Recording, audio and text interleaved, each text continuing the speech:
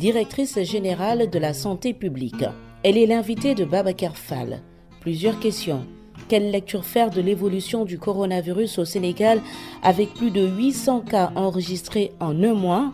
Quitte de la transmission communautaire, faut-il durcir les mesures de restriction? La problématique du nombre de lits dans les hôpitaux, notre pays a-t-il les moyens de prendre en charge correctement tous ces malades hospitalisés?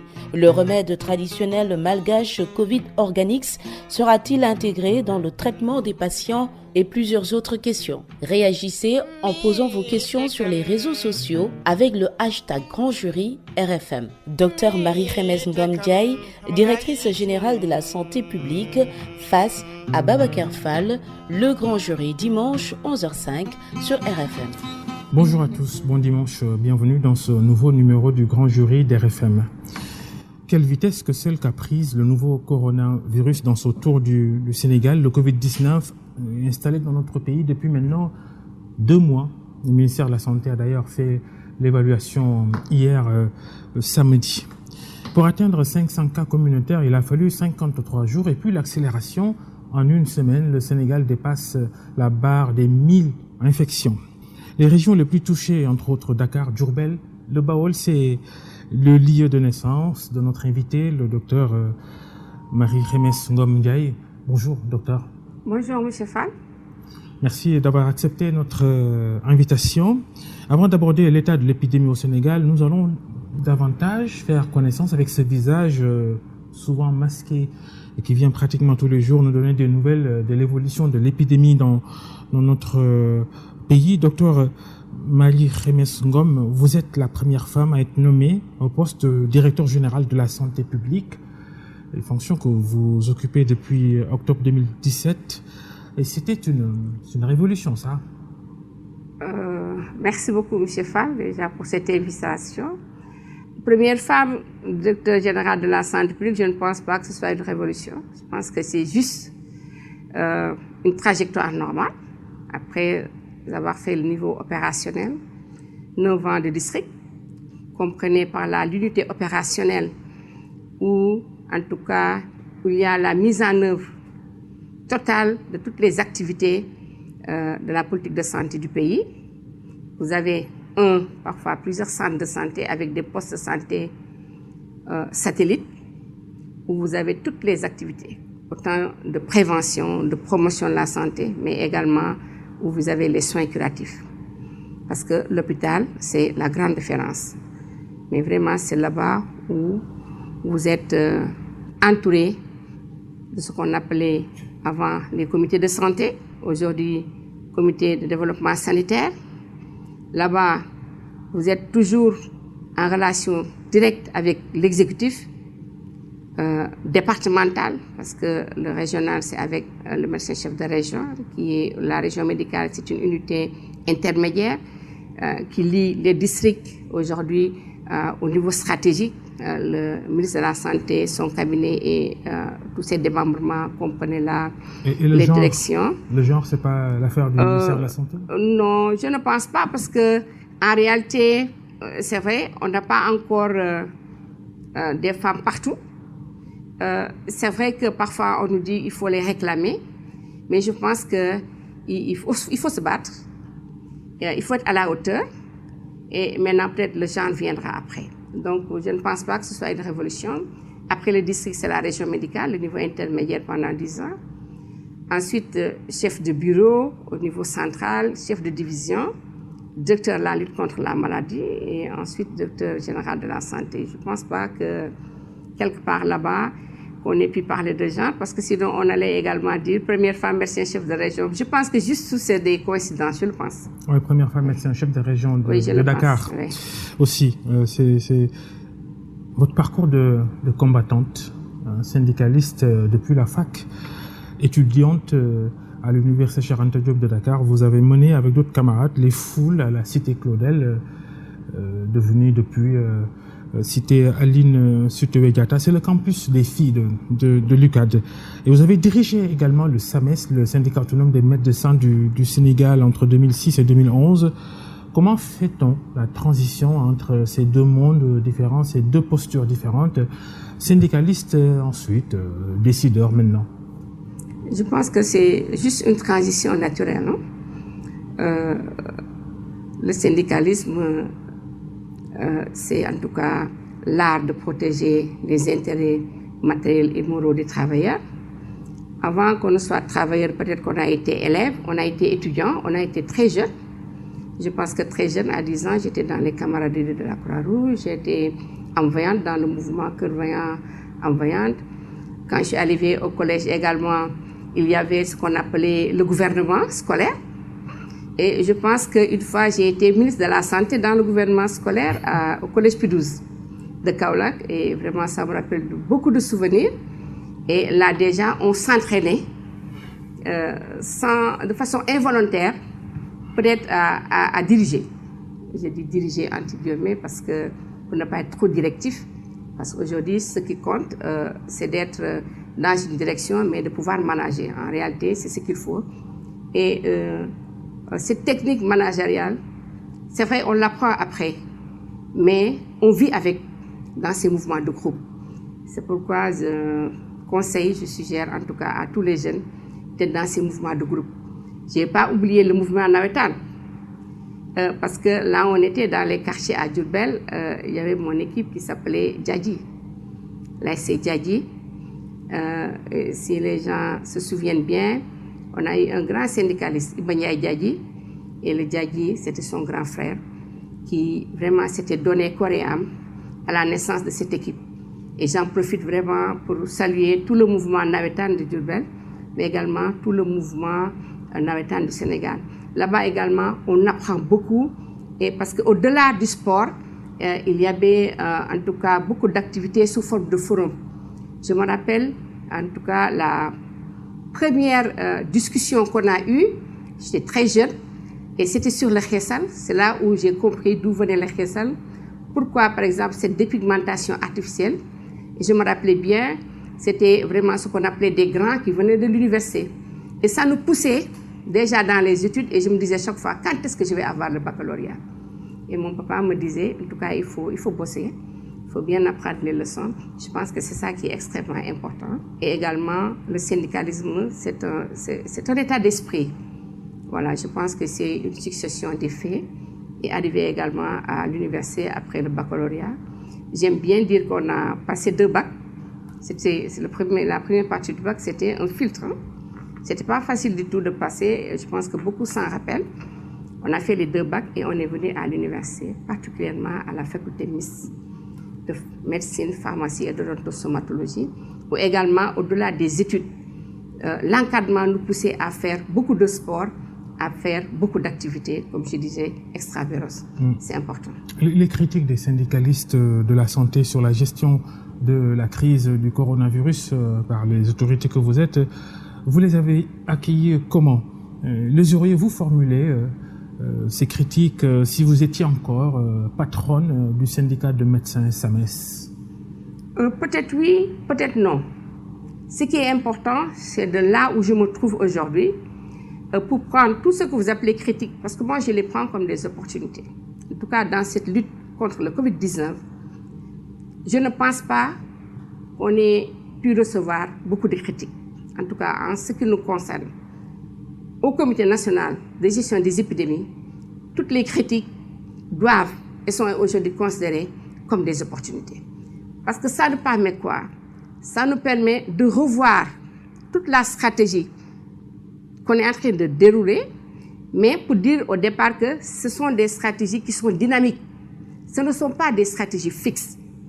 Donc, ce sont des stratégies qui dépendent de la maladie, de l'ampleur de la maladie, de la gravité aussi de la maladie, mais également de ce dont nous possédons aujourd'hui pour aller à l'encontre de cette maladie. C'est pourquoi vous voyez aujourd'hui dans le monde entier, personne n'aurait pu comprendre aujourd'hui que les États-Unis, cette grande puissance, pour ne pas la citer, est confrontés aujourd'hui à ce problème du Covid-19. Cela veut dire quoi? Cela veut dire que nous devons changer de paradigme dans la façon de voir les choses. On peut avoir parfois beaucoup de moyens et ne pas être dans des attitudes à pouvoir utiliser ces moyens de façon efficace, mais également efficiente. Donc ça, vraiment, je tenais à le dire, pour dire aujourd'hui que rien n'est critique, tout est opportunité. Peut-être que certains me diront que quand vous étiez syndicaliste, mais il faut dire que le syndicaliste, il y a une tête, il y a ensuite il y a le secrétaire général, il y a le bureau exécutif national, il y a le SEN, il y a toute une base qui est derrière. Je pense que c'est beaucoup de réflexion, d'autant plus que ces mêmes syndicalistes, c'est eux-mêmes aujourd'hui qui sont en train de faire la mise en œuvre des activités de lutte contre le Covid-19. Donc nous devons les écouter et également tout faire pour pouvoir intégrer, en tout cas, tout ce qu'ils sont en train de dire aujourd'hui. Je ne trouve pas de mal en cela. Ouais. Docteur Marie-Khemesse Ngom, vous êtes sortie diplômée de la faculté de médecine de l'université de Dakar en 1991. Et de votre sortie, vous êtes nommé médecin-chef adjoint du district sanitaire de Thiès. Est-ce que c'est courant ça dans votre monde de médecin du Sénégal, du ministère de la Santé? Je pense qu'à l'époque, c'était courant parce que nous tous, on était 25 recrutés. Il faut dire que 16 étaient partis à l'époque. Il faut dire que c'était un recrutement un peu exceptionnel. Parce que les 2 ou 3 dernières années, il n'y a pas eu de recrutement. Avec toute cette période d'ajustement structurel, il n'y a pas eu de recrutement. Ensuite, il y a eu une ouverture. Ce qui fait que moi, ma promotion, il faut dire qu'en tout cas, ceux qui ont soutenu en même temps que moi n'ont pas eu le temps de chemin. Donc en fait, c'était un recrutement pour ceux qui étaient venus avant nous. Ce qui fait qu'aujourd'hui, je suis prête à peu près dans ce qu'on appelle la même classe d'âge que des aînés, que je remercie vivement parce que vraiment, qui m'ont aidé à évoluer dans la santé publique. Parce que moi, quand j'ai terminé ma thèse, je voulais être gynécologue.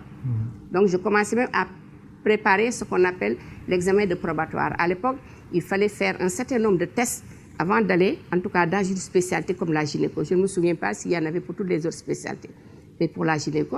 Donc, j'ai juste soutenu au mois de juillet. En octobre, on a commencé à faire un avis à l'époque. Et puisque la plupart de nous, en tout cas moi, je n'avais pas 30 ans à l'époque, mon papa m'a dit, je pense que vous devez aller être fonctionnaire d'abord. Ensuite, si vous voulez faire de la spécialisation, vous revenez. Quand je suis allée à Thiès, naturellement, je suis restée, j'ai été bien accueillie. C'est l'occasion, je ne veux pas citer de noms, en tout cas de tout l'encadrement que j'ai eu. Parce qu'il faut de l'encadrement pour aimer quelque chose. J'ai été encadrée. Et là, je peux dire aujourd'hui, j'ai été avec un médecin-chef qui s'appelait Ndeye Koné Touré, Sen, qui m'a beaucoup encadrée. Déjà, quand je suis arrivée, elle m'a nommé médecin-chef du centre de santé. Donc, il n'y avait pas trop cette grande différence entre l'hôpital où j'avais exercé, disons, pendant les stages et le district sanitaire. C'est après, à la suite, au bout de 4 ans, 5 ans, que j'étais médecin-chef quand il a quitté. Mais il faut dire qu'il y avait également l'encadrement d'un médecin-chef de région qui s'appelait Dr Matar Camara. J'avoue qu'à Thiès, à l'époque, il n'y avait même pas de logement. Et c'est ce médecin-chef de région qui est sorti de logement et qui me l'a donné. Donc c'est pourquoi ce sont en tout cas, des souvenirs que j'aime donner. Mais tout cela, également, il ne faut pas oublier, c'est parce qu'il y a un exécutif régional, un exécutif départemental. Le district, vous devez être en relation étroite, je dis bien, avec les préfets, les sous-préfets, le niveau régional, le gouverneur. Parce que vous travaillez dans la plupart du temps en multisectorialité. Donc la multisectorialité dont on parle aujourd'hui au Sénégal ne date pas de ce Covid-là, ne date pas d'hier. C'est une vieille stratégie. Hein. C'est une ancienne stratégie. Parce que quand on est dans ce qu'on appelle le comité de développement, le comité départemental de développement CDD autour du préfet, il y a tous les autres secteurs. Quand nous, on se battait pour mettre à terre le choléra, c'est parce que au niveau des services qui assuraient la distribution de l'eau, ces services étaient avec nous. Les services de commerce étaient avec nous. Les forces de défense et de sécurité étaient avec nous. Parce que de temps en temps, si on voit par exemple des personnes qui vendent sans pouvoir protéger l'alimentation, ce n'est pas Dr Khemesse, médecin de district, qui va venir vous dire, je peux juste sensibiliser. Mais quand il va falloir passer à l'acte, c'est la police, c'est la gendarmerie, c'est la douane et c'est d'autres personnes en tout cas. Dans cette réponse contre le coronavirus, on a donné mandat au gouverneur de gérer chacun sa région comme il l'entend pour caricaturer, c'est-à-dire d'adapter la stratégie aux réalités locales. Est-ce que la gestion parcellaire de la riposte elle est satisfaisante, vous qui centralisez toutes les informations à Dakar? Je vous ai dit déjà dans le CDD, Comité départemental de développement, dans le CRD, où il y avait le médecin chef de région qui représentait, parce que la région, c'est l'ensemble des districts. Aujourd'hui, par exemple, à Dakar, quand j'étais là-bas, c'était 8 districts. Aujourd'hui, on est allé à 12 districts. Et vous avez un médecin chef de région qui le gère. Parce que dans le Comité national de gestion des épidémies, il y a aussitôt le Comité régional de gestion des épidémies. Il y a ensuite le Comité départemental de gestion des épidémies, jusqu'au Comité local. Et nous, le 20 janvier, je dis bien, parce que certains pensent que le CNG n'a commencé que quand on a eu un cas. Non. Le Comité national de gestion des épidémies, je vous dis, moi, j'ai été formé, je le dis chaque fois, et j'aime le dire, un mois de juin 1995, parce qu'à l'époque, nous étions fatigués avec le choléra. Et au fur et à mesure, on a eu d'autres pathologies, on a eu en tout cas d'autres événements, aujourd'hui on les appelle des événements dans la santé publique, ce qui a fait pousser de choléra à maintenant épidémie, c'est-à-dire aujourd'hui toute urgence même de santé publique de portée internationale. Et c'est fort de tout cela. Moi, chaque matin, quand je me lève, M. Fall, vous savez qu'est-ce que je fais? La première chose, c'est de voir qu'est-ce qui se passe dans le monde. Pas seulement en tant que personne physique, mais nous avons des directions, nous avons des services qui s'en occupent. Il y a ceux qui s'occupent de paludisme, il y a ceux qui s'occupent de la tuberculose, des maladies transmissibles, non transmissibles, de tout. Et nous avons, nous, des bras techniques. Et c'est nous qui suivons tout cela en rapport avec l'Organisation mondiale de la santé pour rendre compte maintenant au ministre de la Santé et de l'Action sociale. C'est de là où se prennent les décisions, sûrement avec le secrétaire général du gouvernement, mais également avec la plus haute autorité, vraiment le président de la République, son Excellence. Donc, c'est une stratégie, en tout cas moi, que j'ai trouvée dans le système. Peut-être nous sommes en train de renforcer, dans le cadre de la stratégie, une seule santé, One Health. Parce qu'aujourd'hui, je vous l'ai dit, moi je ne bouge jamais sans mon ami de l'élevage. Vous avez vu, il y a de cela peut-être 2 semaines. Santé humaine, santé animale. Santé tout. Aujourd'hui, une seule santé. Que ce soit des zoonoses, c'est-à-dire des maladies qui peuvent passer de l'animal à l'homme ou vice-versa, même au-delà de cela, nous sommes obligés de communiquer. Avec l'agriculture, avec le commerce, avec tout le monde, c'est tous les secteurs, avec les juristes, avec tout le monde. Vous allez aujourd'hui au niveau des frontières qu'on appelle des portes d'entrée. J'étais récemment au niveau de la frontière avec la Gambie. Mais vous avez la police, vous avez la gendarmerie, vous avez les eaux et forêts. Aujourd'hui, ce cas importé de la Guinée a traversé le parc. Donc aujourd'hui, il y a un renforcement de tout ce qui se passe au niveau des parcs forestiers. Mais n'oubliez pas que dans ces parcs-là, il y a des prolongements. Dans le parc aujourd'hui de Nyokolokoba, il y a un prolongement jusque vers la Guinée. Et ce n'est pas facile du tout de surveiller. On fait quoi? On fait tout pour limiter les dégâts. Ouais, on fait tout pour limiter les dégâts. C'est pourquoi nous demandons l'engagement communautaire. Si vous prenez aujourd'hui, dans un village entre le Sénégal et la Gambie, c'est un seul cimetière. Entre le Sénégal et la Gambie, c'est un seul cimetière. Ça veut dire que c'est la même famille. Peut-être c'est des frères qui étaient là à un moment, qui étaient partis. Peut-être là, les historiens et les socio-anthropologues également, qui sont vraiment dans la riposte, qui nous aident. Parce que quelqu'un aujourd'hui qui décède en Gambie, on dit qu'on doit l'enterrer à Keraïb. Mais on va l'encadrer, on ne va pas refuser. Même s'il y a une fermeture des frontières, nous allons les encadrer. Parce qu'il y aura du post-Covid après. Qu'est-ce qu'on va faire aujourd'hui si nous ne sommes pas bien avec nos frères gambiens, si nous ne sommes pas bien avec nos frères mauritaniens? Il y a eu un cas, après le Dakar, qui a dû faire tout le circuit. Peut-être même qu'ils ne connaissaient pas. Ils n'avaient pas compris aujourd'hui la maladie. C'est pourquoi aujourd'hui, nous avons renforcé ce qu'on appelle le RSI, le règlement sanitaire international, qui est un instrument juridique extrêmement important. Et tous les pays, en tout cas, qui adhèrent à l'OMS, sont tenus aujourd'hui de l'appliquer. Et ce qui fait aujourd'hui, je parle comme je veux avec mon vis-à-vis au niveau du Mali, je parle comme je veux avec mon vis-à-vis au niveau de la Mauritanie, de la Guinée, etc. Et en plus de cela, l'OMS en a fait même un groupe WhatsApp. Aujourd'hui, si vous ouvrez, je peux savoir tout de suite ce qui se passe au Bénin. Et ça nous permet. Voilà, donc il y a vraiment des liens pour vous dire que dans ce pays-là, je pense que beaucoup de choses ont existé. Ce qu'il faut juste, c'est de sortir les archives, de les renforcer et d'essayer d'aller de l'avant. Je le pense. Le docteur Marie-Khemesse Ngom Ndiaye, directrice générale de la santé publique au ministère de la Santé du Sénégal, par ailleurs présidente du Comité national de gestion des épidémies, notre invité devant le grand jury d'RFM. Alors expliquez-nous pourquoi le coronavirus s'est davantage propagé ces derniers jours dans notre pays. Monsieur Fall, c'était attendu. Vous savez que nous, on s'était dit déjà qu'on ne pouvait pas sortir du mois de mars sans un cas. Parce qu'avant, c'était la Chine. Mais ensuite, c'était deux grandes, en tout cas, zones où nous avons beaucoup de compatriotes. La France et l'Italie. C'était la France et c'était l'Italie. Déjà, en ces périodes, on avait renforcé. Mais il faut dire que ce n'était pas un moment, en tout cas, pour fermer la frontière aérienne, qui au départ était considérée comme la principale. Ce n'était pas la seule porte d'entrée, c'était, il faut dire, la principale porte d'entrée du coronavirus. Nous avons mis des dispositifs. À l'époque, tout le monde se disait, oui, le dispositif, il n'est pas bon, c'est juste des caméras thermiques. Mais c'était un filtre, en fait. C'était juste un filtre, parce que parmi les manifestations, en tout cas, de cette maladie, la fermeture tardive nous a été fatale.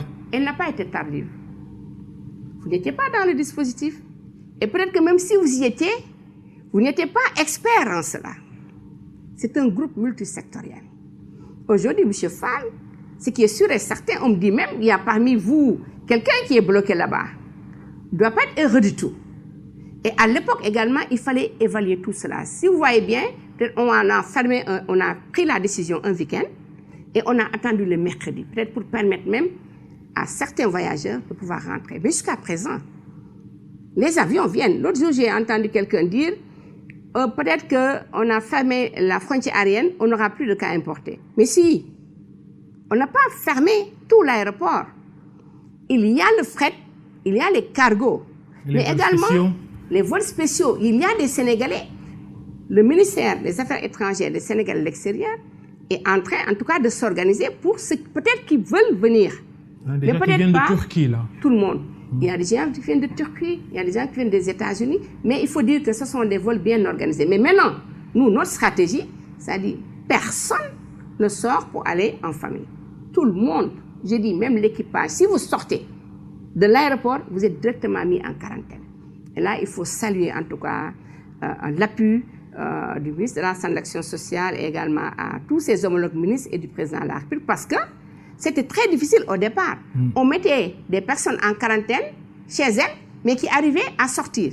C'est l'être humain en fait qui est comme ça. C'est difficile d'être en confinement. Mais ce n'était pas possible avec les forces de défense et de sécurité pour mettre tout le monde, pour mettre dans chaque maison, au devant de chaque portail, un policier. Donc maintenant, c'est plus facile en tout cas pour le moment, pour réduire le risque de contamination, nous les mettons tous dans des hôtels et dans des résidences. Et ça, c'est une de nos stratégies, pour ne pas parler de toutes les stratégies. C'est minimiser le risque à l'aéroport, mais le risque au niveau des frontières. Pour la mer, ça a été vite réglé. Parce qu'aujourd'hui, les autorités portières avaient sorti une note, vraiment c'est extraordinaire, pour dire que tout navire qui arrivait devait en tout cas déjà stationner, je ne sais pas si c'est le bon terme ou pas, en tout cas s'arrimer là-bas au niveau du port de Dakar. Et ensuite, il y a beaucoup vraiment d'activités, de contrôle à faire avant d'arriver même, ou bien parfois même qui ne partaient pas dans les autres ports secondaires. Mais pour frontières terrestres, il y a beaucoup de frontières. Je pense que quand vous allez aujourd'hui au ministère de l'Intérieur, si on vous donne les frontières et les non officielles. Les officiels sont gardés, mais pour les non officiels, je pense que ce qu'il faut et ce qu'on a fait, c'est une forte sensibilisation, mais également l'engagement communautaire. Il faudrait que les populations comprennent, aujourd'hui nous venons de voir ce qui se passe dans une région. Les jeunes se sont organisés de telle sorte que, et de façon non violente, encore je dis une fois, que quand il y a un étranger qui arrive, et nous sommes tous des Sénégalais, qu'on lui explique d'où vous venez, est-ce que vous êtes au courant de la maladie, voilà ce que vous devez faire, nous vous mettons en quarantaine, on appelle les autorités sanitaires, et on vous met en quarantaine, et le compte est bon, et sans violence. Je pense que c'est ce que nous allons continuer, et en réagissant à notre stratégie, parce que je pense que vous avez dû entendre, monsieur le ministre. Donc autant nous étions, malgré le nombre de tests qu'on faisait, nous sommes au-delà de 1000 aujourd'hui.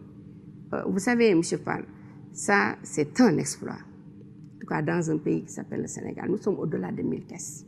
Le laboratoire Pasteur avait déjà dit qu'il avait une capacité de 1000. Pasteur est dans le dispositif. Il peut même aller plus. Le laboratoire que vous avez engagé, l'IRSF, peut aller même plus. D'autres laboratoires qui attendent d'avoir des tests peuvent rentrer dans le dispositif. Mais il y a des stratégies qu'on a mises en place. Je disais, faisons attention avec les tests. Est-ce que vous irez jusqu'à saisir d'autres laboratoires, au-delà des deux qui sont officiellement chargés de faire les examens virologiques? Vous savez, on a une direction qui s'appelle Direction des laboratoires et qui est dans le dispositif et qui entre. Parce que nous sommes dans des commissions qui est dans le dispositif et qui est en train de faire ce travail également. Mais je vous dis encore une fois, avec le coronavirus, c'est de la haute sécurité, pour ne pas dire de la haute biosécurité. Vous allez aujourd'hui au niveau de Pasteur, vraiment vous allez être émerveillés. Vous allez au niveau de l'IRSF également, la même chose. Il y a le matériel, il y a le personnel, mais parfois il se pose le problème des tests. Si vous ouvrez la radio, vous allez entendre, on va vous dire, mais les tests de diagnostic rapide, nous en avons. Nous avons beaucoup d'offres. Mais pour la plupart des tests également, il se pose un problème de sensibilité. Et même ces fournisseurs, ces prestataires sont dans les dispositions également pour en apporter davantage. Les tests offerts par la Chine, vous ne les jugez pas fiables? Vous savez, il y a un grand diplomate de la Chine qui me disait, si vous allez aux États-Unis, également les bonnes choses sont faites par les Chinois. Je ne sais pas si c'est réalisé ou pas. On ne peut pas avoir cette stigmatisation en disant que la Chine ne fait pas de bonnes affaires. Non, la question c'était, est-ce que vous avez utilisé ces tests offerts par la Chine? On peut les utiliser, comme on peut en utiliser d'autres. Je peux porter un habit qui vient de la Chine, comme vous aussi, de Thaïlande ou d'ailleurs. Je pense qu'aujourd'hui, nous sommes vraiment dans une coopération qui est toute une diplomatie qui est très bien organisée. Je pense que le Sénégal n'a pas ce complexe-là. Il y a beaucoup de Sénégalais qui se demandent si on n'a pas plus de cas qu'on en déclare officiellement. Vous en dites quoi? Vous savez, aujourd'hui, moi-même là, si je cache le coronavirus, ça va être très fatal. Parce que c'est un agent pathogène qu'on ne connaît même pas très bien encore, mais qui se développe avec une vitesse extraordinaire, qui fait des mutations. En tout cas, aujourd'hui, tous les grands chercheurs de ce monde, et les Sénégalais en font partie. Nous avons vraiment de grands chercheurs qui même, avant même que la maladie ne soit déclarée au Sénégal, étaient déjà dans cette recherche-là. Donc, je pense qu'on n'est même pas dans les dispositions pour dire qu'on a peu de cas alors qu'on en a plus. Dites-nous si le Sénégal a atteint maintenant son pic de contamination ou pas? Je ne peux pas le dire tout de suite et maintenant. Parce que nous venons de mettre en place un logiciel qui est arrimé au DHIS2, qui est vraiment un instrument de gestion des données. À l'heure où je vous parle, il y a des formations qui se font avec les nouvelles technologies de l'information et de la communication. Déjà, les documents sont disponibles au niveau de toutes les régions et au niveau des centres de traitement. Peut-être que, en ce moment, avec le lot d'informations qu'on aura et de données, nous pourrons vous donner de façon exacte quand est-ce qu'on aura le pic.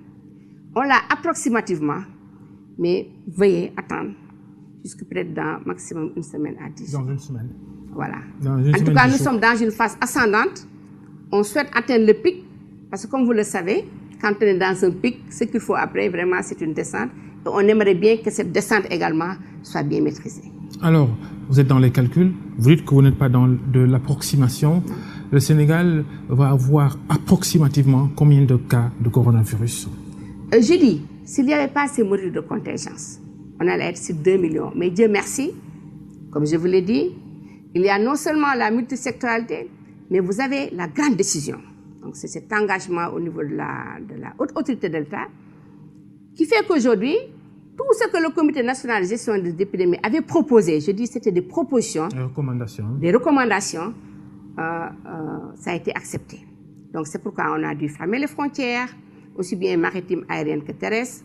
C'est pour cela qu'aujourd'hui il y a eu l'état d'urgence, c'est pourquoi il y a eu le couvre-feu. Et tout cela en réalité, c'est pour juste réduire au maximum la contamination. Je vous dis encore une fois, c'est un agent pathogène qu'on ne connaît pas. On connaît le coronavirus parce que tous les lundis, aujourd'hui, dans nos différents sites sentinelles, nous faisons ce qu'on appelle la surveillance sentinelle de certaines pathologies.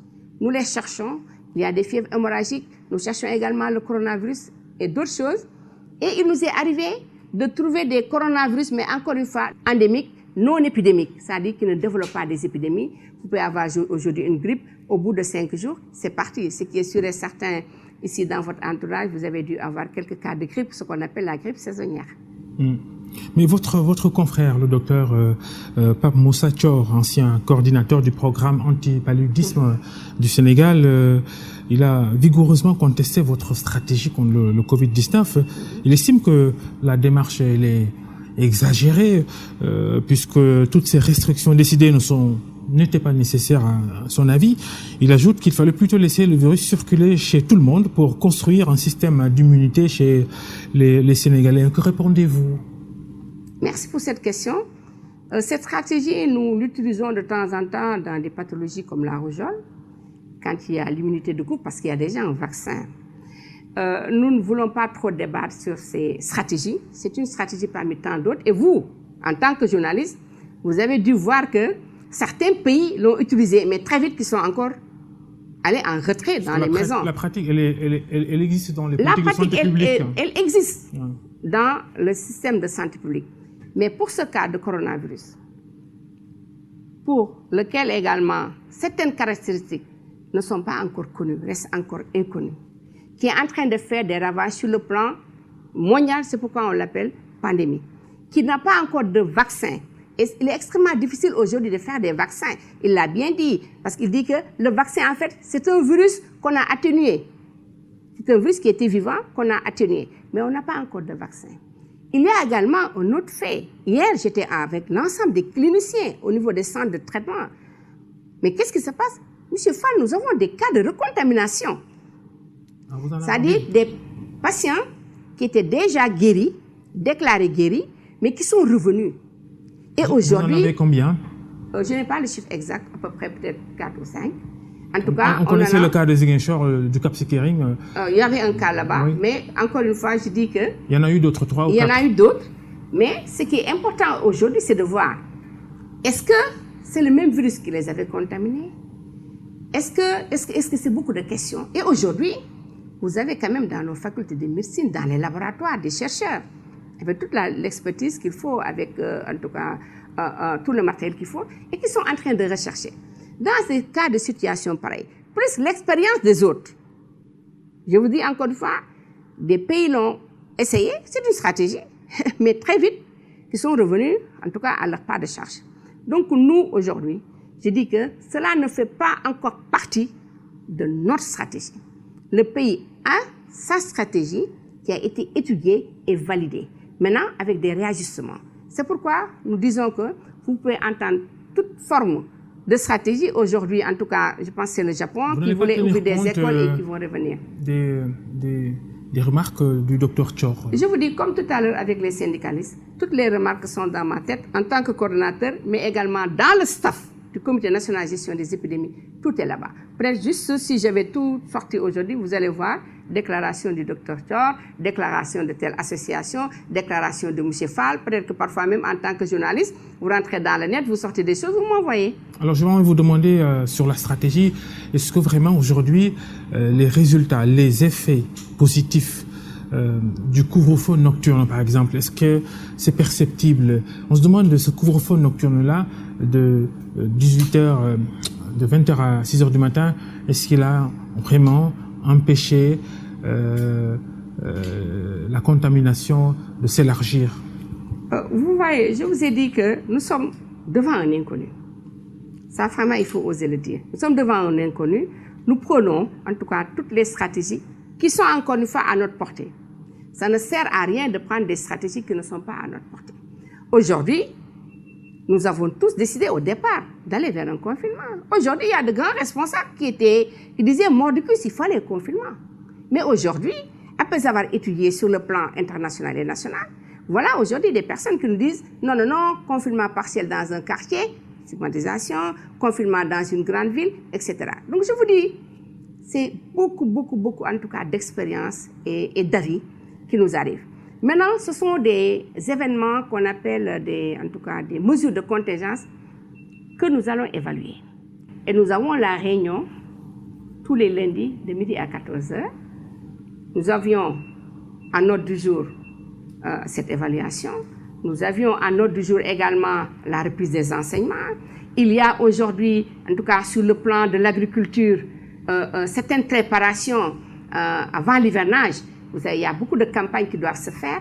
Et tous ces sectoriels aujourd'hui nous ont en tout cas déposé au niveau du comité. On attend l'issue de votre réunion de ce lundi voilà. En tant que comme présidente du comité national de gestion. Ce sont des réunions vraiment d'une grande importance parce que vous savez également, un pays ne peut pas se tenir sur un comité.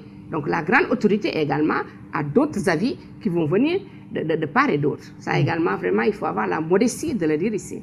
Et c'est vous qui avez assuré au chef de l'État que les enseignements peuvent reprendre le 2 juin pour les élèves qui sont en classe d'examen? Vous savez aujourd'hui que, même parmi mes documents ici, vous allez avoir en tout cas une grande réflexion avec plusieurs scénarios. Nous, ce qu'on donne au niveau du comité national, où il y a le point focal éducation, point focal enseignement supérieur, ce sont des avis techniques. Par exemple, aujourd'hui, c'est sûr et certain qu'on demandera à tous les apprenants d'avoir le masque. Également, je rappelle qu'ici, vous m'avez quand même rassuré pour dire que tout a été décontaminé, que vous voulez voir mon masque est là. Voilà, je tenais à le dire. C'est moi qui vous ai demandé de l'enlever. Voilà. Hein? Mais également, je me suis assuré qu'il y a eu toute cette décontamination. Tout à fait. C'est important parce que là également, c'est un lieu public. Et je pense que vous ne le faites pas parce que je suis médecin, vous le faites pour tous les gens qui vont venir ici. En tout cas, merci. Là également, la presse, nous vous remercions vivement. C'est important. C'est pas risqué le 2 juin, la reprise des enseignements dans les écoles? Donc, on a lancé le 2 juin. Mais ce que je veux vous dire, c'est que nous allons donner des recommandations en termes aujourd'hui de port de masque, de distanciation sociale. Mais il faut dire que... Le fait d'y aller déjà, le fait que les enfants aillent retourner à l'école comme ça. Mais je vous dis, qui vous dit que l'épidémie là ne fera pas 1 an? Quand vous rentrez dans la littérature, dans les archives, dans les siècles passés, on a eu des épidémies qui ont fait 1 an et demi. Ce qu'il faut aujourd'hui, c'est d'aller au-delà de la gestion de la maladie, c'est d'aller de gérer l'épidémie, c'est de pouvoir vivre avec l'épidémie. Parce qu'également, il ne faudrait pas qu'on pousse jusqu'à avoir des impacts négatifs. Ça vous rejoignez un peu la thèse du docteur Thior? Non. Je ne dis pas au départ que ce que le docteur Thior a dit, c'est faux. Là également, il faudrait qu'on s'entende. C'est une stratégie, peut-être que l'Angleterre même a utilisé, mais je vous dis aujourd'hui, l'Angleterre est très vite repartie sur ses pas. La chance aujourd'hui du Sénégal et beaucoup de pays africains, l'épidémie n'a pas commencé chez nous. L'épidémie a commencé ailleurs. On va apprendre des expériences et surtout des échecs de stratégie des autres pays. Donc, cette thèse-là, elle peut être valable, mais pas chez nous pour le moment. Je pense que c'est comme ça qu'on peut l'appeler, vraiment pour ne pas y revenir. C'est bon? Ouais. La réouverture des écoles, alors, à partir du 2 juin. Port de masque. Et la réouverture des lieux de culte, les mosquées et les églises? Ça va être la même chose. Tout va être discuté. Encore une fois, je dis discuter. On va avoir approximativement une date pour ça? Je ne vous donnerai pas de date. Parce que cela ne dépendra pas, non pas seulement de moi en tant que coordonnateur, même pas du ministère de la Santé, mais d'un grand groupe. Mais également, une fois, avec l'avis des uns et des autres. Vous avez l'association des chefs religieux. Et c'est important. C'est pourquoi, dès le début, dans la préparation, avant même que le Sénégal n'ait eu à notifier un cas de Covid-19, M. le ministre de la Santé et son staff sont allés au niveau des différents religieux, aussi bien d'obédience musulmane qu'aux d'obédience chrétienne. Monsieur le ministre est allé avec son staff au niveau des notabilités coutumières. C'est important. Monsieur le ministre nous a demandé en tant que service technique de réunir les tradipraticiens, encore je dis, le groupe des tradipraticiens avec lesquels nous travaillons. Parce qu'il faut dire que nous allons ensemble, quand vous allez aujourd'hui au niveau du ministère de la Santé, vous trouvez 2 divisions qui ne s'occupent que de la médecine traditionnelle et particulièrement de la phytothérapie. Aujourd'hui, monsieur le ministre est allé en tout cas auprès de beaucoup de porteurs de voix. Parce que nous avons, sur le plan socio-anthropologique, quand même des choses qui diffèrent des autres pays. Donc, nous connaissons cela en santé publique. C'est pourquoi nous n'allons pas comme ça droit au but. Nous allons avec un grand mouvement d'ensemble parce qu'il ne faut rien oublier. Vous là, les chargés de la presse, la communication, nous avons travaillé avec vous, les régions ont travaillé avec vous. C'est extrêmement important parce qu'aujourd'hui, peut-être que c'est l'émission qui s'y prête, mais vous connaissez beaucoup de choses sur le coronavirus. Ça, je le sais. Alors, je parlais des lieux de culte pour les manifestations culturelles, sportives. Il faut encore attendre. J'ai même oublié, nous étions au Grand Théâtre avec le ministre. Aujourd'hui, vous avez vu, en tout cas, le soir, nos artistes. Et c'est important, parce que nous tous, nous ne pouvons pas être figés comme ça, coronavirus. Non, vous avez vu nos artistes. Quand ils parlent de coronavirus avec tout cet humour-là, c'est important pour les jeunes. Et certains même nous disaient qu'il faut des bandes dessinées, il faut beaucoup de choses. Je vous dis, peut-être qu'on ne pourra pas tout faire pendant cette épidémie, mais nous pensons qu'au post-Covid, nous aurons beaucoup changé. Nous parlions de la culture et des sports, ce qui nous permet d'aborder le cas Khalilou Fadiga, l'ancien international sénégalais de football actuellement mis en quarantaine à Tambacounda, cette ville de l'Est du Sénégal qu'il a ralliée en provenance du Bénin via le Mali par la route. Comment a-t-il pu entrer sur le territoire sénégalais alors que les frontières sont fermées? A-t-il bénéficié d'une dérogation, pour ne pas dire d'une faveur? Peut-être pas spécialement. Vous avez entendu l'autre jour, je pense, monsieur le ministre de l'Intérieur, que nous saluons, que nous remercions au nom de monsieur le ministre de la Santé, mais à travers lui, vraiment tout le gouvernement, tous les sectoriels. Mais il est sénégalais, monsieur Fadiga. Il peut rentrer dans le pays. Mais je vous dis, dès qu'il rentre, il est en quarantaine. Vous là, vous allez aujourd'hui hors de Dakar, vous revenez, vous êtes en quarantaine, ou bien arrivez à Touba, on vous met en quarantaine. Maintenant, si vous le faites dans la clandestinité, je dis qu'après, vous aurez affaire peut-être aux forces de l'ordre. Mais si vous entrez par la voie normale, vous êtes sénégalais, vous rentrez. Il faut dire que ce ne sont pas des mesures aussi draconiennes. Lui, il est rentré du Mali, alors que d'autres Sénégalais sont toujours bloqués à d'autres frontières. Les Sénégalais qui sont bloqués dans les frontières, en tout cas, si je prends la frontière au niveau de Saint-Louis, très tôt, monsieur le gouverneur et tout son staff les avaient déjà mis quelque part en quarantaine. En tout cas, nous avons notre point focal du ministère des Affaires étrangères. Ceux qui n'ont pas pu traverser encore. Mais ceux qui n'ont pas pu traverser également, peut-être que ce sera dans le lot de ce qui va arriver après. Il y aura toujours des malheureux, ça il faut le dire. Mais ce qu'on doit éviter aujourd'hui, c'est de durcir jusqu'à ce qu'on ait d'autres impacts aussi négatifs. Il y a d'autres patients qui souffrent d'autres pathologies qui se plaignent quand même de ne plus avoir accès à leurs soignants. C'est mieux d'attraper le Covid quand même. Vous savez, l'hôpital, le centre de santé est bien structuré. Nous avons ce qu'on appelle la commission médicale d'établissement, la commission technique d'établissement autour du directeur. Vous avez toutes les spécialités. Aujourd'hui, ils sont en train de s'organiser. Maintenant, autant retarder, sauf les urgences, autant retarder, par exemple, une opération, une intervention réglée de 2 à 3 jours que de mettre tout le monde aujourd'hui et qui nous attrape encore le Covid. Le traitement appliqué sur les malades sénégalais du Covid-19, toujours l'hydroxychloroquine, entre autres molécules, toujours? Pour certains. Parce que l'hydroxychloroquine a des indications. Le paracétamol que vous prenez a des indications. Ce sont des médicaments.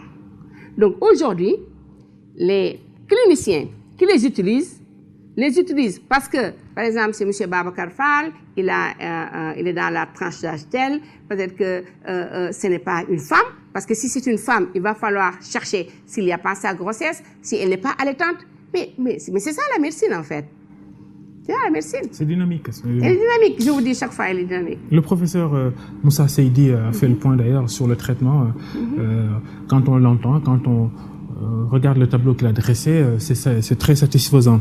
Un professeur Seydi, chef du service des maladies infectieuses et tropicales de l'hôpital CHU de Fann de Dakar, qu'on dit en conflit, en crise avec le ministère de la Santé.